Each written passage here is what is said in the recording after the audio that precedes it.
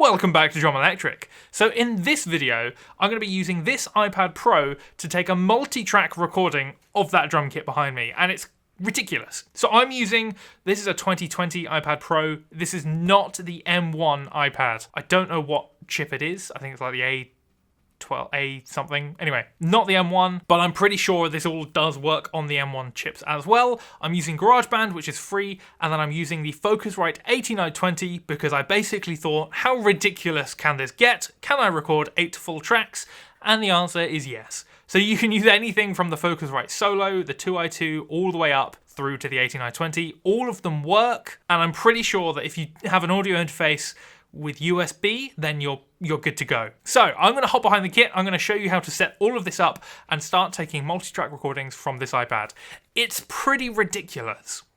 So when I went to test out this video, make sure it all works before recording it, obviously, I was wondering how ridiculous could I get with it. So just underneath the camera, I've got the Focusrite 8920, and then I've got the Focusrite Octopre plugged into it. That means I have 16 channels to play with, which is far too many. I plugged all of that into the iPad, see what would happen, and it works, but there's a crackle. So I was like, okay, let's plug the 8920 in, 8 channels, works amazingly. So how I've got this to work is just with the Focusrite 8920 from USB into a USB to USB-C adapter, then going into my iPad. And I'm pretty sure the new Focusrites come with a USB-C cable, or at least like the Solo did, so it should just work. Either way, it works with an adapter, so that's good. Then you just load up GarageBand. So what you want to do, you'll be greeted with this screen where you can choose one of the instruments. I swiped all the way across to Audio Recorder. You tap on that, it opens up a lovely new project, and you get this screen. You might have it on Studio here,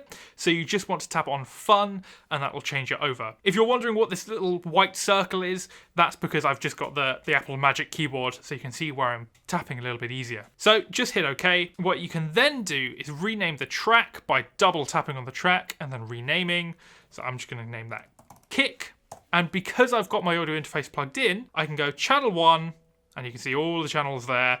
Channel 1 is my kick. Now, I'll apologise now, my inputs are a little bit weird. Because there's 2 channels on the front of the Focusrite and then the rest on the back, I've actually got kick in channel 1 on the front and then the rest in the back. So I've got kick, then you just hit the plus button, add a new audio recorder, all of that again, and then channel 3 is my snare. I know, I'm sorry. So again, I'm just going to rename that to snare.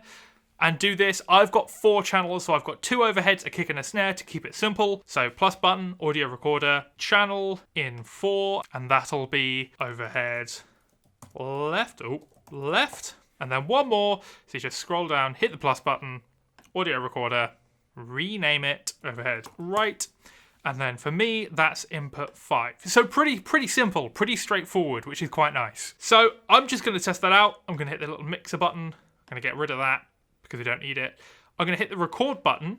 I'm also going to hit the monitor button. So I'm getting a signal. And yeah, you're going to record some drums.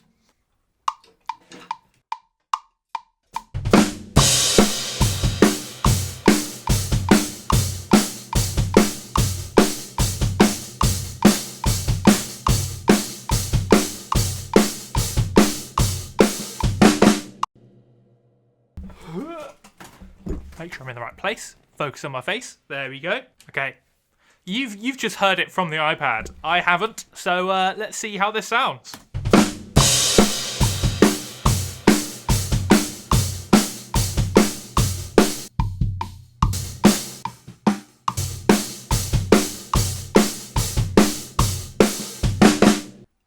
So that's pretty ridiculous. Now, we could end there. That is done. You've now multi-track recorded drums. They sound pretty good, and there we go. Job done. But we'll go one step further. We can't just have mono tracks. No. So the overheads. I'm going to click on the track. You do have to click on the right hand side here. It's a little bit annoying. I'm going to pan that to the left because overhead left. Pan this to the right, and now.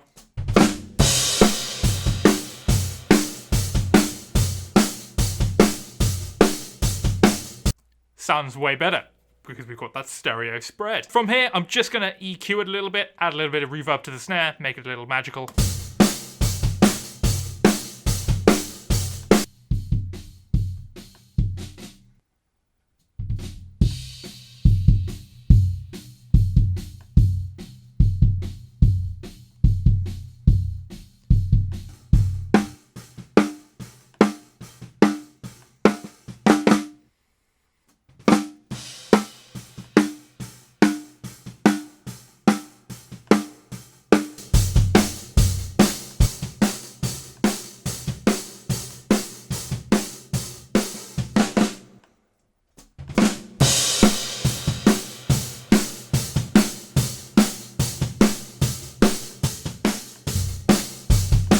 Okay, that sounds pretty good. That's a good recording so far. But can you record a full band?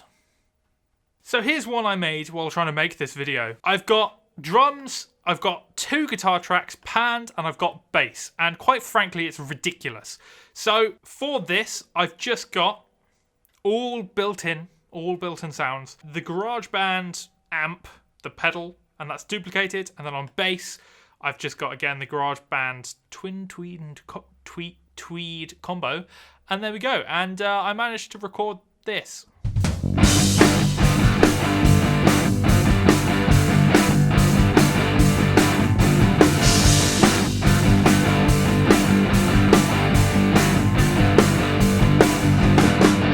That's just insane to me that you can do that on an iPad. None of that, I haven't paid for any of that. That's from a free app. Obviously, I paid for the Focusrite, but you could record a whole band using an iPad, get a pretty good sound. That's a good demo, and you could go from there. Or if you're even looking to start recording drums, but you don't want to go the route of Logic and learning all of that sort of stuff, and you have a small interface, you could start your own little recording studio with 4 microphones, quite a cheap interface, and then an iPad if that's all you've got. And that's amazing to me. I think that's incredible. So there we go. That's how you record full drums on an iPad. And yes, you can record 8 tracks at once. I do wish there was a little bit more control and EQ, but I guess that's where Logic comes into play. But anyway, there you go. If you have any questions, please lob them in the comment section down below. And as always, please like and subscribe for all of our shiny new videos, and I will see you in the next one.